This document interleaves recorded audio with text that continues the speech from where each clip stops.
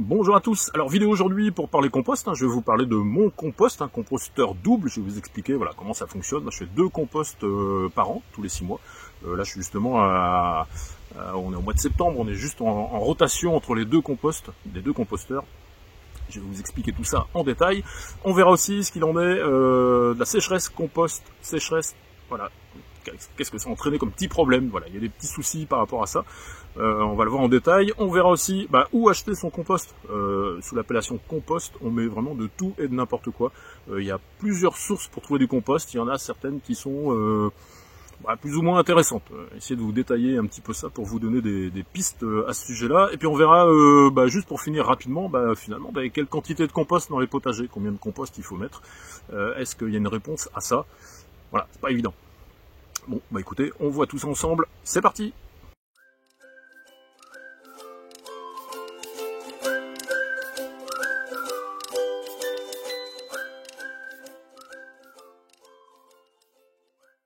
Alors on attaque avec mon composteur maison, vous voyez moi j'ai un double composteur.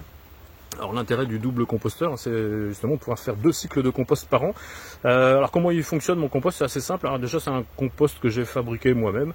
Alors j'ai acheté tout le bois. Vous pouvez faire plus simple, vous pouvez simplement acheter juste ces parties-là en fait, qui sont les parties rainurées, qui sont un petit peu plus compliquées. Mais par contre tout le reste, voilà, tout le reste du bois, vous pouvez faire prendre de la récup avec des palettes. Ça vous fera un composteur. Moi il m'a coûté plus de 100 € en bois, mais voilà, si vous faites ça avec du bois de récup, vous en aurez juste pour quelques dizaines d'euros avec les lattes du devant. Et alors quel intérêt de ce composteur, en dehors du fait qu'il soit double, c'est que vous voyez il est très aéré. Le compost il a besoin de respirer, comme nous, de l'oxygène. Et il a aussi besoin d'être pratique. Mes bacs font 120 par 120, ça me permet de pouvoir bouger dans les bacs littéralement assez facilement, puis de pouvoir retourner le compost vraiment facilement. Et en plus, toutes ces parties-là sont mobiles. Vous voyez, toutes ces lattes-là sont mobiles, donc toutes les parties de devant, voilà, tout ça je peux l'enlever, ou je peux en rajouter. Et pareil, on voit pas trop parce qu'il y a un petit peu de végétation par devant, mais là il y a plusieurs lattes aussi, et ça c'est pareil, on peut les faire bouger, et c'est la même chose avec les lattes du milieu entre les deux tas. Quand je vais transvaser d'un tas à l'autre, je retire les lattes, et ça permet vraiment de se faciliter la vie. C'est vraiment la clé en fait. Le compost, il faut qu'il soit oxygéné de manière naturelle, et il faut aussi qu'il soit facile à retourner pour pouvoir faire une oxygénation mécanique. Voilà, moi je vois trop de petits composteurs qui sont pas du tout adaptés en fait dans les jardins, dans lesquels on peut pas justement facilement faire respirer le compost, et une fois qu'on a mis des trucs dedans, on n'y a plus trop accès, on peut plus les retourner. Alors en plus généralement on y met de la pelouse, vous voyez moi j'ai tondu la pelouse, j'ai pas encore tout mélangé, mais je vais mélanger tout ça, ça va être relativement facile. Vous mettez ça dans un petit composteur, la pelouse vous ne pouvez plus la mélanger. Alors qu'est-ce que ça vous fait? Ça vous fait une espèce de gros magma gluant, et il y a plein de composteurs mais qui sont c'est pas des composteurs en fait, c'est des méthanisateurs, ça sent pas bon, c'est pas normal, un composteur ça doit pas sentir mauvais. Voilà, si votre composteur est en mode méthanisation, qui pue, qu'il est tout gluant et que vous n'avez pas envie de mettre les mains dedans, c'est souvent parce qu'il est trop petit en fait. Voilà, c'est pas la taille du jardin qui fait le composteur, il y a en quelque sorte une taille critique pour un composteur. Indépendamment de ce que vous mettez dedans, il faut qu'il y ait de la place.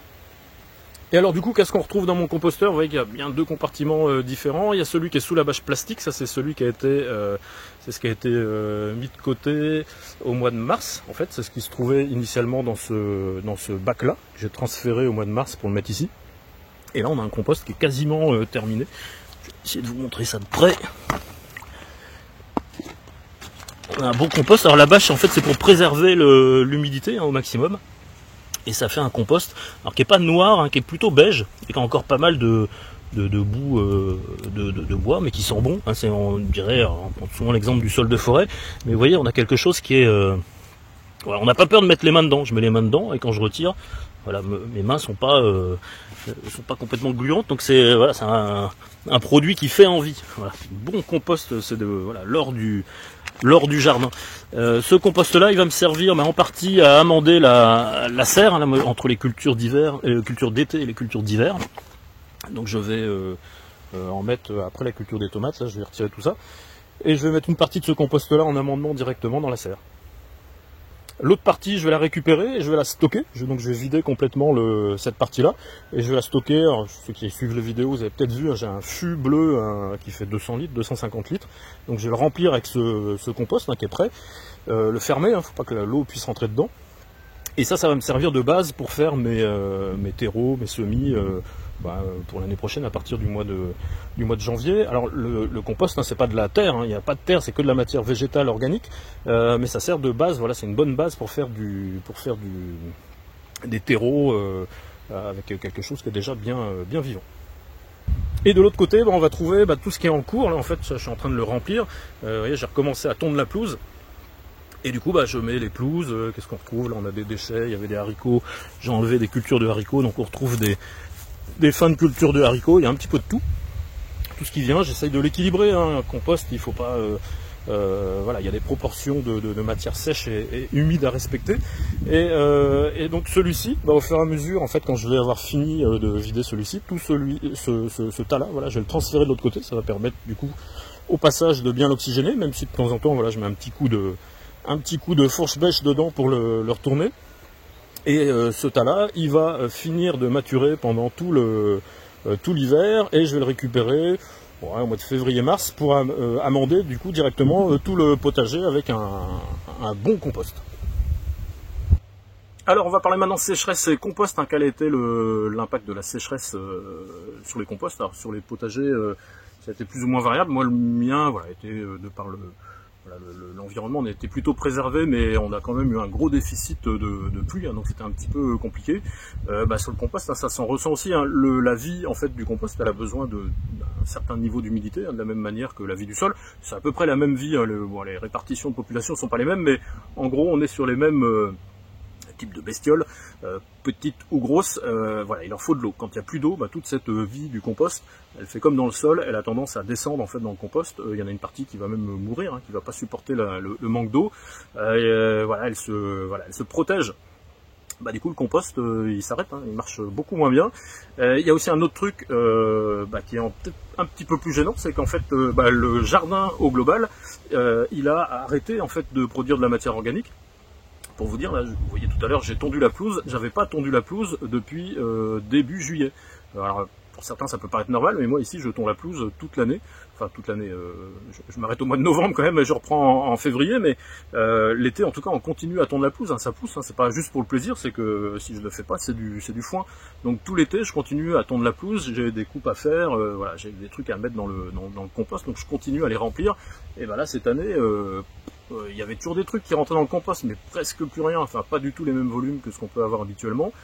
Sur le compost d'hiver, ça va aussi avoir un impact, parce que ça a moins poussé. Je vois l'état des cultures dans le potager, même si le potager il a bien produit, il a quand même moins produit, c'était moins exubérant. Donc voilà, moins de matière organique à mettre dans le compost, donc au final, je ne saurais pas vous dire, mais je vais peut-être avoir 20, 30, 40, peut-être 50% de compost en moins sur en tout cas tout ce compost qui a été fait pendant l'hiver, ou qui n'a pas été fait en tout cas dans des proportions suffisantes. Donc il va falloir trouver un moyen pour compenser tout ça. Alors les sources pour compenser le compost quand vous n'en avez soit pas du tout, soit pas assez, comme c'est mon cas tous les ans, mais ça va être encore plus mon cas cette année. Voilà, il y a plusieurs moyens de trouver du compost, mais par contre sous le nom compost, on met parfois tout et n'importe quoi, alors qu'en fait les composts ils sont très variés, il y a plein de types de compost. Il y a des composts qui sont très bons et très mauvais, et puis il y en a aussi qui sont pas adaptés forcément à certains types de sols, donc il faut quand même faire attention à ce qu'on achète. Alors voilà, quelles sont les sources de compost? Moi je vais vous expliquer ce que je vais faire dans mon cas, c'est assez simple, généralement je complète mes composts avec du fumier de vache. Cette année je vais faire la même chose, sauf que j'ai demandé à mon voisin qui me livre le fumier de vache de m'en mettre un petit peu plus, donc du coup il m'a mis une bonne dose cette année.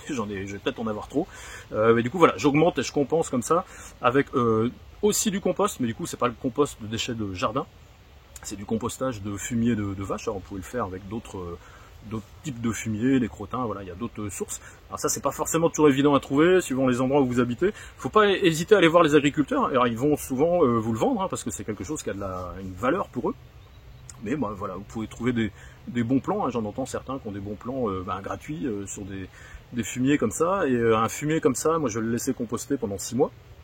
Et au mois de mars, quand le potager va commencer à se réchauffer, je vais récupérer ce compost de vache qui aura du coup le tas, il aura diminué de moitié aussi, ça va travailler. C'est de la paille à 75%, puis voilà, excréments de vache et urine de vache.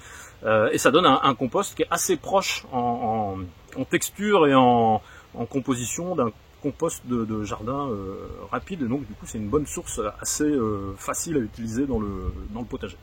Alors une autre source pour trouver du compost, c'est d'aller dans les magasins, les grandes surfaces de vente de produits pour le jardin, et d'acheter des sacs. Alors ça, je vous en parle parce que ça existe, mais c'est vraiment pas forcément ce qu'il faut faire, pour deux raisons. Alors déjà, le compost, en fait, dans le jardin, il en faut des grosses quantités. Si vous avez un petit jardin, quelques dizaines de mètres carrés, les sacs, ça peut passer, mais si vous commencez à avoir 50, 100 mètres carrés ou plus, il va vous falloir déjà un paquet de sacs. Donc ça commence à faire des sacrés volumes. Et le problème des sacs, c'est qu'en fait, déjà ça coûte très cher et on voit pas ce qu'il y a dedans. Donc on sait pas trop ce qu'on achète. Donc c'est pas forcément, il y a un côté un petit peu aléatoire qui est pas forcément très intéressant. Et du coup, le rapport qualité-prix n'est pas le mieux placé du marché. Donc voilà, si vous n'avez pas le choix, faites-le parce qu'il y a un côté pratique. C'est vrai que c'est des sacs, on met ça dans la voiture, c'est facile, mais bon, c'est pas voilà, c'est pas forcément la meilleure solution. Une autre source de compost, ça va être les déchetteries, les déchetteries dans lesquelles on va mettre ces déchets verts. Ils se retrouvent du coup avec des masses de déchets verts qui vont faire composter. Et du coup, les déchetteries proposent, alors soit en donnant, mais il y en a de moins en moins, le compost, je disais tout à l'heure que c'était de l'or, de plus en plus ça va devenir du diamant. C'est une matière qui va être de plus en plus demandée, de plus en plus rare, et du coup de plus en plus chère. Donc ceux qui ont la chance d'avoir encore des déchetteries dans lesquels ils peuvent avoir du compost gratuit, à la rigueur, tant mieux, mais attention à ce que vous achetez quand même. Mais bon, voilà, de plus en plus c'est payant. Et après, alors là, le problème des déchetteries, c'est que c'est la qualité du compost, c'est la roulette. Vous pouvez avoir des bons produits, pas chers ou gratuits, mais vous pouvez avoir des produits qui sont vendus à des prix pas forcément super intéressants, et en plus vous retrouvez avec un truc qui n'est pas forcément adapté à votre potager. Donc attention, c'est pas évident. Il y a un rapport qualité-prix qui est impossible à définir et à connaître, et c'est un petit peu le problème de cette source d'approvisionnement. Alors une dernière source d'approvisionnement qui, selon moi, est la plus intéressante, ça va être de passer par les pros du compostage. Vous avez tout un marché du compostage, donc des gens qui ne font en partie que ça, qui vont fournir les agriculteurs, les maraîchers, toute l'horticulture, aussi les magasins qui vont avoir besoin de sacs. Eux, voilà, sont des professionnels, ils travaillent essentiellement avec des professionnels, et l'avantage de cette filière-là, c'est qu'en fait, ils vendent pas n'importe quoi, et on a un rapport qualité-prix qui est plus juste. Alors ils vont avoir des produits qui vont être moins chers et d'autres plus chers, avec des qualités qui vont être variables, mais vous êtes sûr, en fait, quand vous mettez le prix normalement dans ces boîtes-là, et que vous achetez du compost, d'acheter un produit au juste prix. Voilà, il y a moins le phénomène aléatoire de pas trop être sûr de ce qu'on achète. Alors le petit inconvénient, c'est que vous n'allez pas pouvoir acheter ça au sac, bien que peut-être que certains le vendent au sac, mais généralement le contenu minimum, ça va être du big bag, des sacs d'un mètre cube, je crois qu'il y a peut-être du 600 litres. Mais généralement, voilà, c'est des gros volumes, on parle plus en mètres cubes, on parle en tonnes. Mais par contre, les prix sont plutôt intéressants. On a le rapport qualité-prix, en tout cas, est plutôt intéressant, même si les montants peuvent paraître parfois assez chers. Comme on achète un produit qui est qualitatif, vous allez avoir un résultat dans le potager qui va être à la hauteur. Et alors, une chose qu'il faut savoir aussi avec le compost, quand on achète des grosses quantités de compost, c'est que en fait, faut pas stocker le compost. Le compost, c'est un produit qui est vivant. Alors pour le coup, quand on l'achète, il est plus vivant, il a été hygiénisé, c'est-à-dire que c'est un produit qui est normé. Il n'y a pas de germes pathogènes, il n'y a pas de graines. Voilà, ça fait partie de la norme du compost. Alors pas le compost maison, le compost maison, il n'est pas hygiénisé. Mais après, il y a des avantages et des inconvénients. C'est pas le sujet de la vidéo, mais voilà, le sujet, le compost industriel qui vient de plateformes ou que ce soit auprès d'un pro du compost, on a affaire à un compost qui a été hygiénisé. Donc qui est plus vivant, mais par contre si vous le mettez et si vous le stockez dans votre potager, rapidement la vie va se remettre en place là-dedans. C'est de la nourriture pour la vie du sol, donc voilà, la vie du sol elle trouve ça, donc elle va se remettre dedans et votre compost il va évoluer dans le temps. Un compost, quand vous l'achetez et 6 mois après et 1 an après, le produit évolue énormément. Alors généralement il est plutôt à se dégrader dans le temps, ce qui veut dire qu'un compost, il ne faut pas le stocker plus d'1 an. N'allez pas rentrer 20 mètres cubes de compost si vous consommez que 2 mètres cubes de compost par an, en vous disant je vais faire une économie d'échelle sur le prix de mon compost et sur le transport de ces 20 mètres cubes, parce qu'au final, pendant les 10 ans que vous allez stocker votre tas de compost, vous allez perdre en qualité et au final vous n'allez pas vous y retrouver. Donc ne stockez pas de compost plus d'un an, c'est vraiment pas intéressant financièrement et vous allez vraiment plus être perdant.